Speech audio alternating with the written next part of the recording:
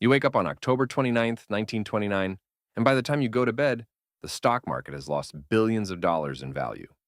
Newspapers will call it Black Tuesday. Textbooks will call it the moment the Great Depression began. But here's the strange part. The crash didn't cause the Great Depression, not by itself. What actually happened over the next 4 years is far stranger and far more preventable than a single bad day on Wall Street. To understand it, you have to go back a few years earlier to a version of America that felt unstoppable. It's the mid-1920s. You're living through what people are already calling the Roaring Twenties. Factories are humming. Radios and refrigerators are showing up in ordinary homes for the first time. Cars are no longer a luxury item. They're something your neighbor might actually own. And on top of all that, the stock market keeps going up. Not slowly, dramatically. People who have never invested a dollar in their life are suddenly buying stocks, often with borrowed money, convinced prices can only climb. That last detail matters more than almost anything else in this story. Buying stock with borrowed money is called buying on margin. You put down a small percentage of a stock's price, borrow the rest from a broker, and if the stock goes up, you pay back the loan and pocket the difference. It feels like free money. By 1929, some investors are putting down as little as 10% of a stock's value and borrowing the rest. As long as prices keep rising, this works beautifully. The problem is, what happens the moment prices stop rising? In October 1929, they don't just stop, they collapse. And because so many people bought on margin, brokers start demanding their loans back immediately. To pay those loans, investors have to sell stock. But everyone is selling at the same time, which pushes prices down even further, which triggers even more loan demands. It's a feedback loop, and it's brutal. In a matter of days, fortunes evaporate. Here's where you'd expect the story to end. Bad crash, painful correction, market eventually recovers. And in a healthier financial system, that might actually be what happened. Instead, something worse begins. Thousands of ordinary Americans had never touched the stock market, but they were about to be pulled into the disaster anyway because of where their money was sitting. It was sitting in banks, and in 1929, banks operated with almost none of the protections you'd expect today. There was no federal insurance on deposits. If a bank failed, the money inside it was simply gone. As the crash rattled confidence, rumors started spreading that certain banks were in trouble. And here's the part that turns a financial event into a human catastrophe. When people believe their bank might fail, they rush to withdraw their money before it does. That rush is called a bank run. And the terrifying thing about a bank run is that the fear itself can cause the exact failure everyone is afraid of. Banks don't keep all your money in a vault. They lend most of it out. If everyone demands their cash back on the same day, even a healthy bank can collapse under the pressure. Between 1930 and 1933, more than 9,000 banks in the United States failed.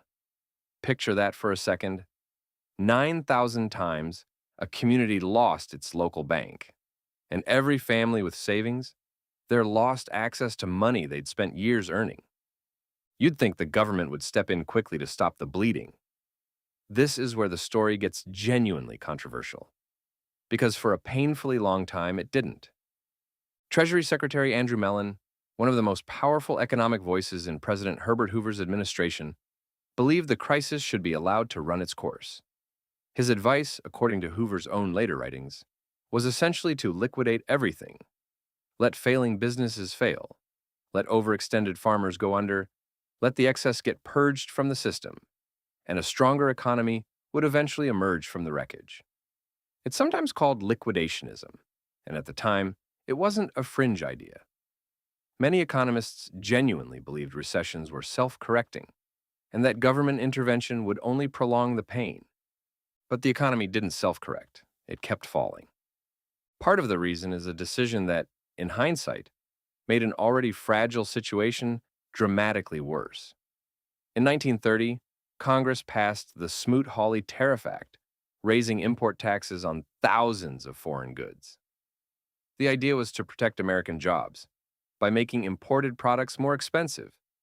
Instead, other countries retaliated with their own tariffs on American goods. International trade collapsed.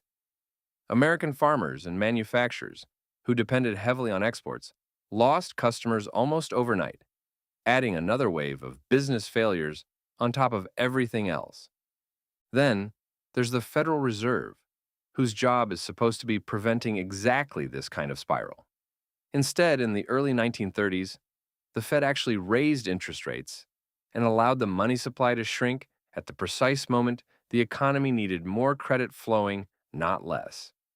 Economists who studied this period decades later, including future Federal Reserve Chair Ben Bernanke, concluded that the Fed's tight money policy turned a serious recession into a catastrophic depression. Money became scarce. Loans became nearly impossible to get. Businesses that might have survived a normal downturn had no way to stay afloat. By 1933, roughly a quarter of the American workforce was unemployed. Not 1 in 20, 1 in 4. Families who had owned homes were losing them. Farmers who had land were watching it get seized. In parts of the country, people built makeshift shelters out of scrap wood and tin, and because they blamed Hoover's administration for failing to act, they bitterly nicknamed these settlements Hoovervilles. So, if someone tells you the Great Depression happened because the stock market crashed, you now know that's only the opening scene. The crash was the spark.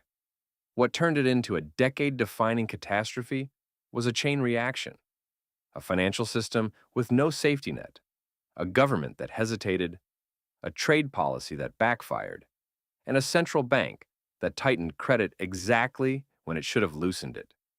The recovery, when it finally started arriving later in the 1930s, came from doing almost the opposite of what had been done before. Deposit insurance was created so a bank run could never again wipe out an ordinary family's savings overnight. The Federal Reserve's role in stabilizing the money supply was rethought entirely. Regulations were put in place around the kind of risky, borrowed money speculation that had inflated the stock bubble in the first place, which means the Great Depression wasn't really a story about a bad day on Wall Street. It was a story about how fear moves faster than facts, how the choices leaders make in the first few months of a crisis can matter more than the crisis itself, and how a financial system without safeguards can turn one bad week into 10 devastating years. The next time you hear about a market crash on the news, you might find yourself watching a little more closely, not for what happens that day, but for what happens in the weeks after, because that's usually where the real story begins.